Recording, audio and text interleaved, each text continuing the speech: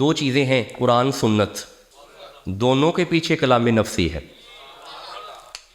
دو چیزیں ہیں قرآن سنت. Now what is the definition of Quran and what is the definition of Sunnah and now what is the differentiation between Quran and Sunnah. قرآن کی تعریف کیا ہے، سنت کی تعریف کیا ہے، قرآن اور سنت میں فرق کیا ہے. لو میں آسان لفظوں میں سمجھاتا ہوں. قرآن کلام بھی اللہ کا، مفہوم بھی اللہ کے.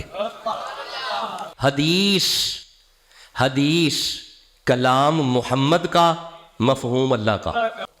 دونوں میں مفہوم اللہ کے. قرآن کلام بھی اللہ کا، یعنی لفظاً معناً اسلوباً، اسلوب بھی اللہ کا، معنی بھی اللہ کا، کلام بھی اللہ کا، مفہوم بھی اللہ کا. حدیث مفہوم اللہ کا، معنی اللہ کا، کلام محمد کا. سنت اور قرآن میں فرق ہے، دونوں میں مفہوم اللہ کے. قرآن اور حدیث دونوں میں مفہوم اللہ کے. اچھا قرآن تو کلام بھی اللہ کا ہے، حدیث میں مفہوم اللہ کا ہے. اب آپ کو سمجھ آئی، جس کے کلام میں اللہ کا مفہوم ہو اسے محمد کہتے ہیں.